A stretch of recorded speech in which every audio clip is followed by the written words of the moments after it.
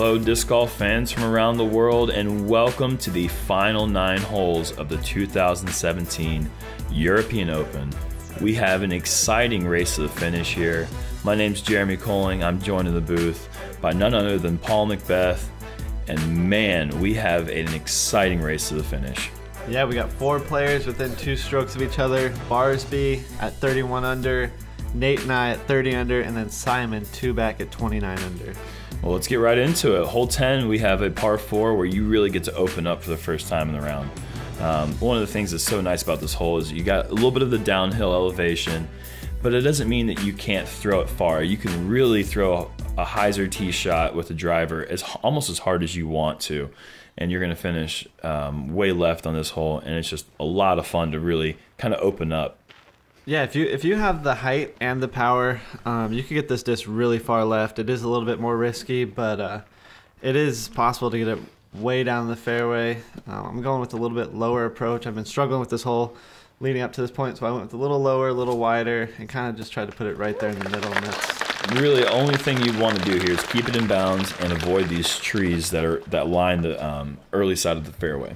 Exactly. So that set me up for a pretty straightforward upshot, and then Simon's going to try to bite more off than that. And he is going really high with a little bit of a flip up there, but he has just put a move on it. And oh, golly. That looks like it stayed in bounds, though. Yeah, you can. The OB field right there, there's a little soccer field, or a football field, if you will. And the OB line is right almost about 2 meters off that tree line. So if you do kick backwards, you can go OB. Nate got that to flip up a little bit sooner than he wanted, but he can sneak. Squeeze through there, and that's the problem. You just want to, there's that one main gap there, and there's so many ways to get through all these trees, but the last thing you really want to do is catch any one of them, because if you do, you're going to have a very, very difficult second shot. That looks like the ideal shot right there. He's got it. Going. And that is, man, those all looked great. Simon's and Gregg's looked picture perfect, and they still came up a bit short. And that's why I said you can really throw this almost as hard as you want to, and you have no worries. Exactly. Nate had a pretty open window there.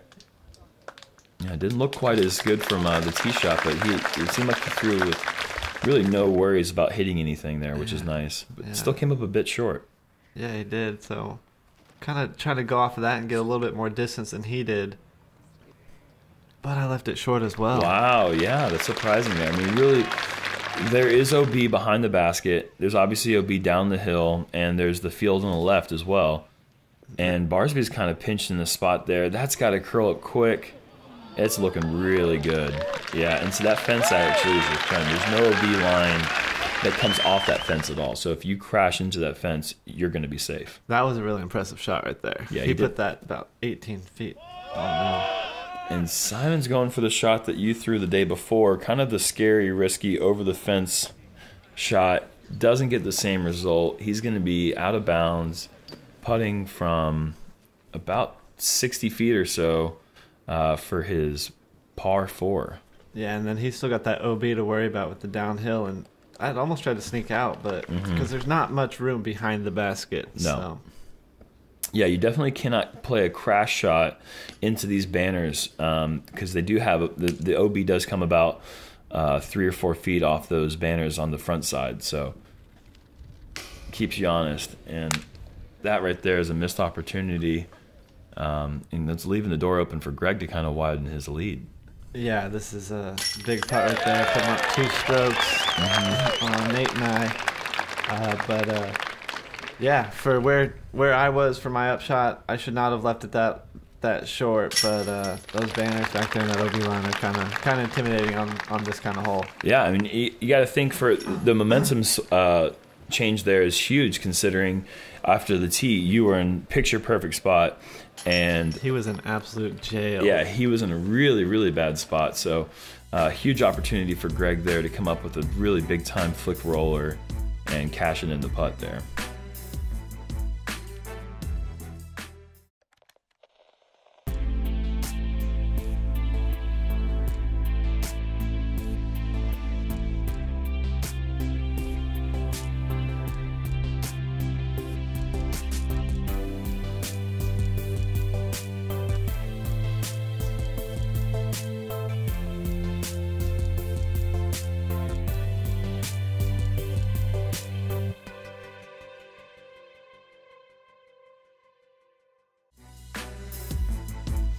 Hole 11. I think this is the hardest par 3 in the course. I don't know what you think about it, but it is you throw a hyzer shot, and sometimes you get through these early trees here, sometimes you don't. And even when you do, sometimes you stay near the basket, sometimes you skip. And that's just for the good shots. Yeah, this is such a small gap for the hyzer.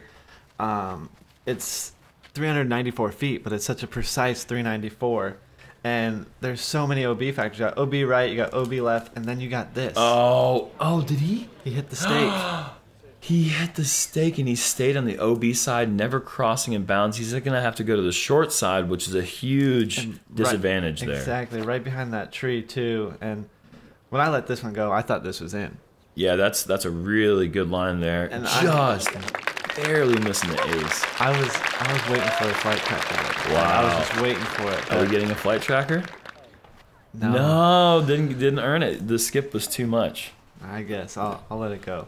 But yeah, so I let that one go, and I knew as soon as I let it go that I was getting at least one stroke from where his went out. This is hanging wide here, and that's same thing. That's the problem. I mean, that is the airspace that your disc wants to go throwing this distance, and it's actually not quite 398. This hole is about 394. 394. It's actually listed as 10 meters.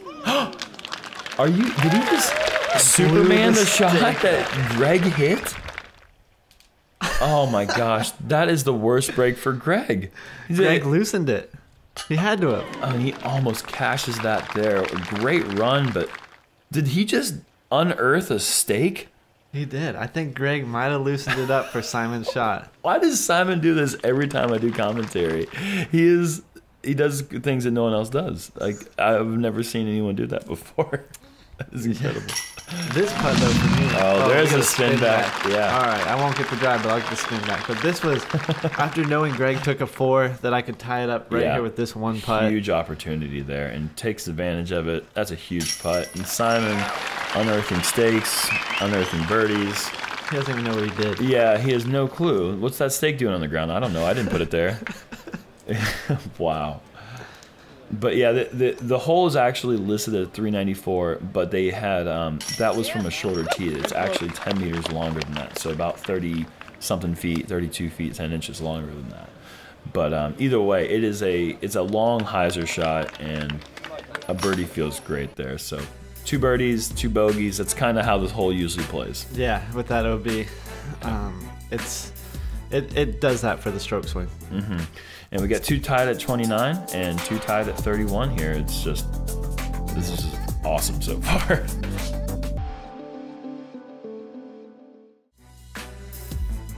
Hole 12 is a hole that they've moved over the past couple of European Opens, just a tee shot. But now it sets up much better for the roller tee shot and the forehand. There is some space for a backhand air flex, right-handed. But it is a really, really tricky shot to throw the roller. You really have to turn the disc over quite a bit.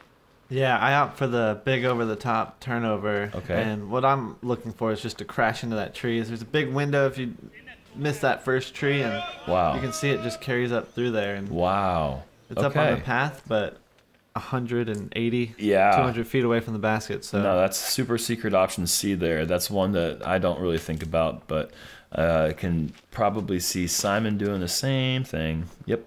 Yeah, and he got a little bit more height on it, so he'll get a little bit of a flex. But there's so many trees up there to catch. That see the spotter? I don't even know where it is.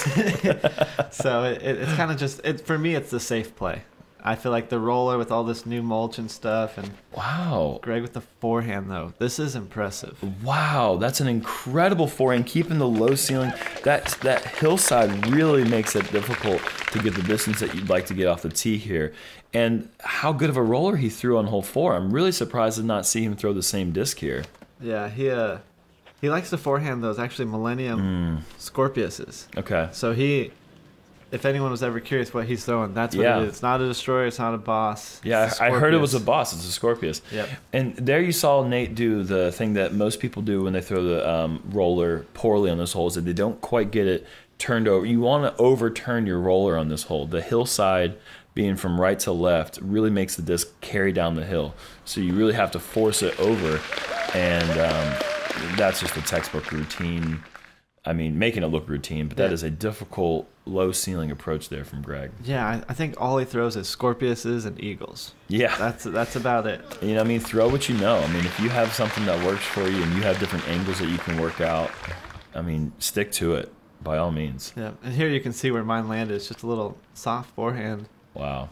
Kind of almost can run at that basket, Yeah, knowing there's that backstop there at worst, and then sometimes you get a fortunate roll like that. That's showing the 4-time world champ love right there is what that is. And Nate has a not that difficult of an approach. Again, I think he's the best in the game at that putter approach from about that distance. I don't think anybody puts it closer routinely than Nate. Yeah, he's got that really smooth standstill. Like that's difficult for me to standstill a putter. I kind of need to continue to walk up, but he just standstills that thing just straight every time. And Simon's letting Gregg come in here and tap out. He says, "I'm closer than you. I'm not going to." Yeah, Gregg's over here. He's like, "I'm gonna get this bullseye. Let me mark this." I'm not gonna lie, I did that a couple times myself. Got to play for the statistics sometimes. But yeah, that's 3 nice birdies there, and really Nate doing the best he can with the roller tee shot, not finishing right like you'd really want.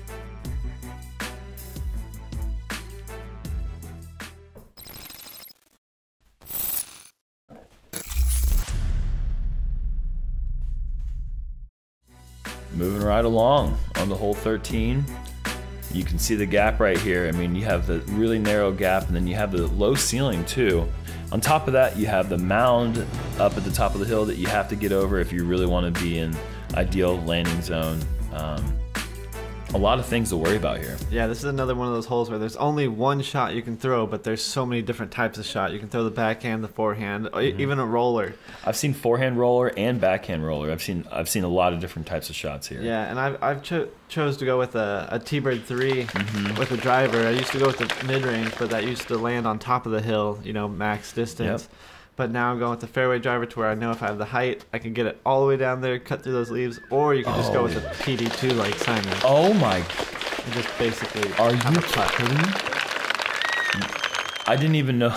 Well, why do I doubt it? But I didn't know that was possible.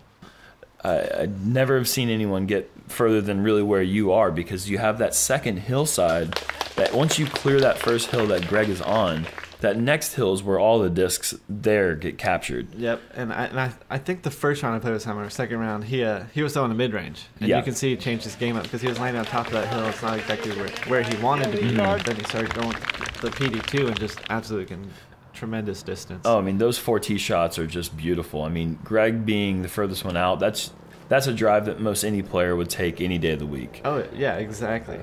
He's in a great spot. It's just a backhand hyzer there for righty players. Oh wow.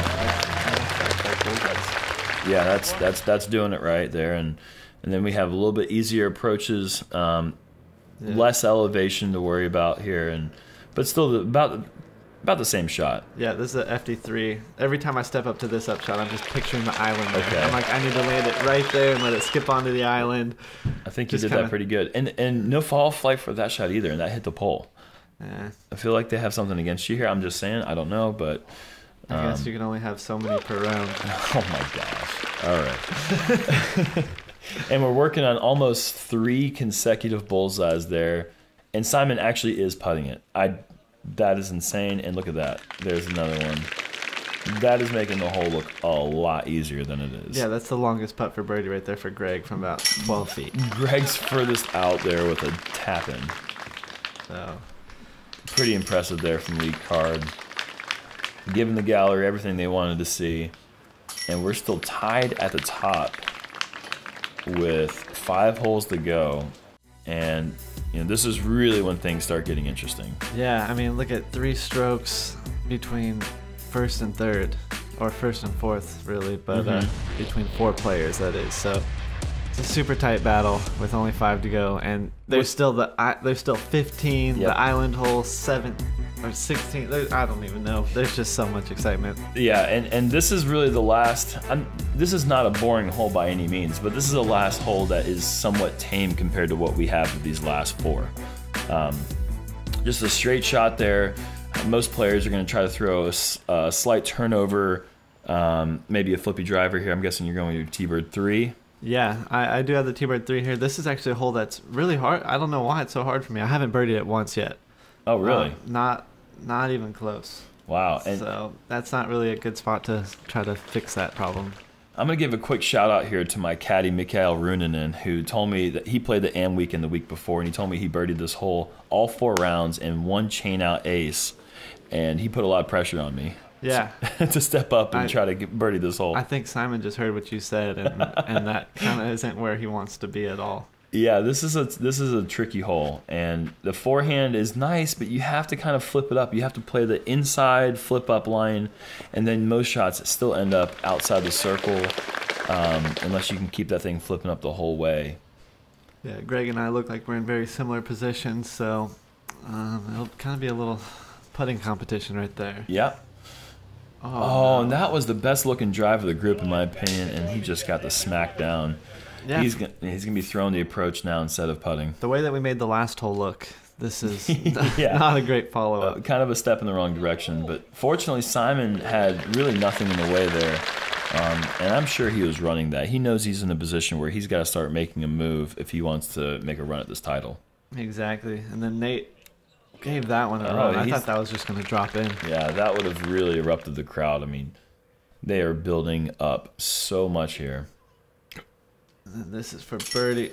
Just chained it out right. I had to go through the bushes. Mm-hmm. It was just one of those windows where it kind of set up for it if I just could get it a little bit left. And the door's open here for Gregg Barsby to take a 1-stroke lead. And lands it. And there's a big moment right there for Gregg. Look at that. So cool, calm, collected. Lets the disc go. You can really tell with his body English once he released the disc that he knew it was going in. Oh yeah. So that's a great birdie for Gregg. 3 cleanups here for par, and now Gregg has a 1-stroke lead going into the final 4 holes. And these are the 4 most exciting holes, I would say. Absolutely. These are the best 4 spectator holes on the course. This is where you're really going to get the feel for who's on the course. I mean, you have I'd say 90% of the gallery is following you guys the whole round, but now you have 100% of the gallery. They're all there. They basically, there's not enough room for them to all be on one hole, so they're spread out on 15, 16, 17, and 18. They're lining the fairways. There must have been at least 2,000 people out there. I don't think I've ever seen so many people in my life. Yeah, I think they were estimating about 3,500 people. 3,500, wow. Yeah, and then with these 4 holes, you'll really be able to tell how big the gallery really is when we get to 18. Yeah. I would say it was about 10 people deep each spot. Yeah, look at it. It's truly special. I mean, this is unlike any other disc golf event I've ever played. It's incredible. And Barsby's going for the aggressive, straight down the middle shot. Looks like he is just throwing it perfect. When he let that go, he knew it was perfect. Yeah. I think everyone knew it was perfect. That's a big shot there. That is, to follow that up. And what is that I'm throwing? Do you know? Oh, is that a Griffin? Oh, that's a Big Germ Thunderbird. Yes. Shout out to the Big Germ Thunderbirds, and look at that line. That's how you throw that disc. Yes. Okay. Well, thank you for teaching me, because that's exactly what I threw in this hole, and 3 of the 4 times I did it successfully. So. Yep. Same here. So that's exactly what I wanted. Follow up Gregg right after he threw that shot. I didn't really have any other choice than to put it inbound if I want a chance to win this tournament. And Simon's going for the normal 600-foot hyzer shot. Pretty typical there for most people. Yeah, he executed that one really well. Earlier in the week, he kind of got it to flip over, so I think going with the more overstable disc there definitely helped. But then Nate Doss with this shot for the 4th person on the card to just put it right there in the middle. I mean, that is a grouping that probably no other card had all weekend. That's really impressive to get all 4 shots across a ditch. A lot of people will lay up safe here just because that tee shot is so intimidating. But really well done there. And hitting the hay bales. Wow, that's just... There's confidence for getting the birdie, but then something about getting that bullseye is a little bit extra, a little bit more special. Yeah, I put this a little bit more right. I just wanted to turn on it, keep it away from hyzing out a little bit and messing with that OB on the right. But I still can't get over the fact that any camera angle that they show, there's a crowd of people. Yeah. everywhere. Look at up there on the road. There's like 2 tiers. What Look are at they that. doing? Look at all these people. What are those people doing up there by the road? I mean, they're just getting a better angle or something. I don't know, but yeah, this is just awesome. But yeah, there's all 4 of us are within 18 feet for birdie on this hole, and I don't know if another card has done that. Yeah, I mean, this is a hole where you can get in a lot of trouble. Obviously, this is the hole where Ricky pretty much lost the tournament for himself. He took a 9 on this one earlier in the tournament. Oh no! And you know, I mean, there's a lot of bad things that can happen here with that pond being there. But once again, giving the crowd everything they want, you know, coming through. And UC told me earlier in the week that the tournament doesn't start until these last 4 holes, or the round doesn't start until holes 15, 16, 17, 18. And so we're going to see who can finish, who can play the best round. There's 15, so we all got a hot start. Yeah, it's a good start in your round right there. So we have Gregg with a 1-stroke lead over Paul, and you know, anything can happen on these holes. 16 has cost people a tournament in the past, and it'll cost people more in the future because this is just a gnarly hole. And you know, if you or Gregg slip up here, you know, Nate and Simon are still right there in your coattails. Yep, 728 feet. So this is not a short par 4, and then with how small that green is like you said, it's a treacherous one, and there's tee shot too. I mean, if you leave this out wide at all, it can skip OB, and you're re-teeing. Left and right. I mean, it is pretty small, and that's, you know, I think most players are going to try to bite off maybe another 70 feet off the tee from where Gregg landed. You're still going to be going for the green from there, but it's going to make things a little bit more difficult from that distance. Yeah, see, I play a little different. I mean, I put it kind of where Gregg was, and then just throw a overstable fairway driver from there and kind of give myself more room to throw that driver instead of getting in that kind of awkward position where you're like driver, mid-range. So I kind of just take that factor out and just go with the driver's second shot. And Simon goes the overstable there. But Simon just goes way out there. He just fights off all he can with that hyzer. Yeah, he's trying to give himself as closest approach as possible. And I think it's important that you're factoring what your most comfortable distance is for the approach. This hole does allow you to go big if you'd like, and give yourself a short approach. But sometimes that short approach can be really difficult because this green is somehow, even though it's slanted uphill, is super fast. You see a ton of shots hit this hillside and still somehow skip up the hill OB. Exactly. And Gregg, you can see, kind of took that little pause because I think someone dropped their bag in the background, and he kind of reset himself, which a lot of people don't do. Yeah, and that's just a clutch approach there. Put himself maybe 26 feet away. From back there, that is just a really a huge shot for him. Nate, this is a little short. Yeah, this is a hole that Nate has had difficulty with in the past. He doesn't really feel comfortable in this approach from what I've seen in the past. So he really needs to get a little bit more, and that's going to be flirting because that's a little bit high. That's got to get just over the hay bales. That's a huge break right there. The last thing you want to be doing is just re-throwing that shot over and over. And then here I am with Gregg already on the island. So this is a must get with only 2 holes left after this. And that just barely clears the hay bales there. It's important to note that this is a bunker hole, so this isn't a normal OB shot. Every shot that you miss the island or go OB at all at any point of the hole is a rethrow from your previous lie. No stroke penalty. So Nate's going to be putting for his 4 there as opposed to putting for his 5. Exactly. Oh, here's a flight tracker. Okay, and Simon, I think, put that in the bullseye, which is ideal, of course. And once again, Simon's sidearm, which he self-proclaims isn't that great. You know, he gets it done. He's just like Nate. You know, when he throws his forehand, he gets it done. And that is a huge putt there with Gregg being so close. Yeah, this is a pressure moment. I mean, at any moment, if either of us miss a shot, the tournament's over for us. So it's wow. And that's a huge clutch putt there. I mean, that's a routine putt in your backyard, but with the gallery, the situation, you making the putt right in front of him, stepping up to be able to put that right in the center is just huge. And Nate's cleaning up his nice par there. Good recovery after missing the island on his first approach. That's the icing on the cake there. Nice 3 birdies there. 1 mishap there from Nate, but leaving the hole with a 4, there's much worse things that can happen. Yep, 2 more holes, Jerem. 2 more. Wow.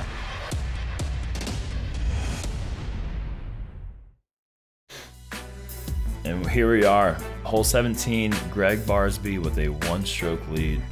This is a hole that he has been putting pretty close to the basket with that Scorpius, and it really sets up great for a forehand. Incredibly tough for the backhand with this slope towards OB. And look at Gregg. He's chewing his gum. He's just totally focused. He's in the zone. He looks so calm. Yeah, he's really showing nerves of steel here. This hung out a little bit wide though. I think he got the shape he wanted on it, but the height was just maybe a couple degrees higher than he wanted. Oh, look at that little big pink guy there. Who wears pink shirts on the last day? Oh, wait, that was me.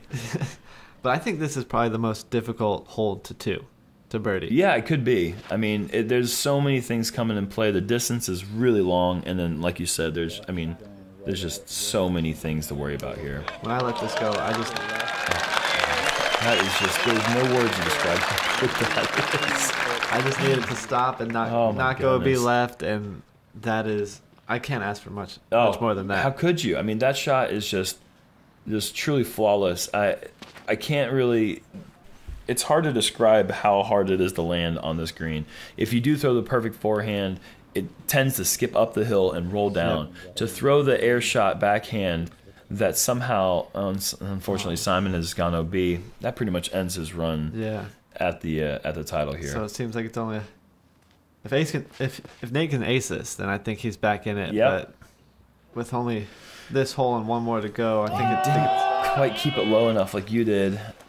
And he's going to be OB, putting from circle's edge for his par. But that kind of ends his chances too, with you being right there.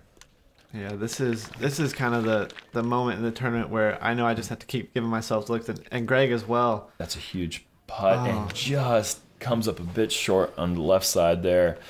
But he stayed right there. He's still going to put himself in a position to have a look at it. But you still have some work to do to clean up your birdie as well. Yeah, and I kept telling myself something I learned a long time ago was opportunity equals victory. If I keep giving myself opportunities for birdie or just giving myself a chance, that I could keep chasing down Gregg, chasing him down, and that's a huge moment. You see the fist pump there. That is a happy disc golfer. Yeah, as soon as I let that go, I was like, all right, that's in. So yeah.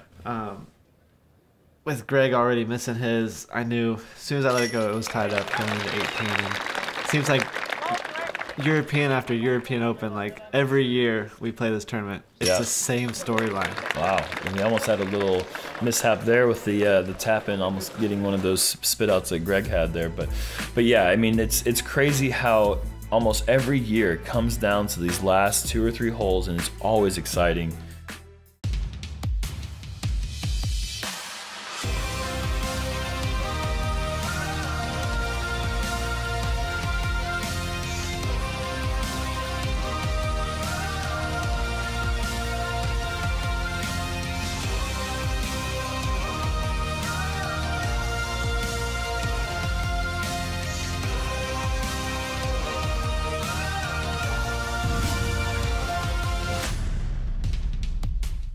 And here it is, hole 18. This is, I mean, you can't set it up a better finish. We have 2 players tied going into one of the most picturesque signature finishing holes in our sport. Gregg, if he birdies this hole and you don't, he has an opportunity to do something that no player has done in a long time, go wire to wire. And this tee shot right here, this is the moment. Yeah, this is, I mean, all I'm thinking is throw it in bounds, throw it in bounds, throw it in bounds. And I have to give myself the opportunity to have a birdie look if I have to, or par. I mean, this is the most intense moment of the tournament. We're tied. Yeah. Gregg's been leading wire to wire, and if I put mine in bounds, that puts all the pressure on Gregg right here. And that's... Oh, my goodness. I didn't see how it went OB, but, man, I mean, at this point, with you being in the spot that you if you could go place it anywhere in the fairway, you'd put it within 10 feet of where yours landed. No trees in the way, and he's OB early. I mean, he's going to have to do something miraculous to give himself a chance now. And Nate just trickled OB. But, oh, man. But like you said with Gregg, like that's not how you want to see his, his tee shot, and but it's not over. It's still not over. I mean, you still have a lot of work to do. I mean, you have a difficult approach to get up to the green, and then you have to make your putt on the elevated hay bales. There's still work to be done. Exactly. I mean, the only way for me to guarantee a win now is birdie it. But if Gregg puts this close, I mean, he's still parring the hole. And he's OB quite a ways back. I mean, look at that shot. That is just a long arrow away, and he's turned it over. That needs a check up. Ooh, oh wow! I mean, an inch higher, and he's sliding underneath. He's got to look. He's got to look. Exactly. There's still a chance to where he can par it, and I still have a difficult upshot. It's not guaranteed. And Nate with an incredible, oh my goodness, what a par save in the bullseye. That's a guaranteed right there. Yeah, you're not missing that one. That's incredible. That looks a little wide. Oh, he's laying it up. Okay, that's interesting. That's the first time he's ever laid up. I think he's just taking third place and going with it. Playing Simon Lays Up golf. And here it is. Look at this. This is wide. This is getting exciting. Oh my! I didn't know that happened. World champ love. I didn't know that happened. World champ love. I think it was going to be safe anyways, but still a little bit more dramatic. I mean, there's a stake there at the corner. If you hit the stake like Gregg did on hole 10 or hole 11. I would have went Simon's way and just blown it out. This putt's huge. I mean, if he makes this putt. Oh my God, look at that. All right, so all of a sudden, match play. Now it's back on your shoulders. You have to make your putt for the win, and you're not under the basket. No, I'm not under the basket. There it is right there. Wow, look at the camaraderie there. If he didn't make that, I'd just lay up.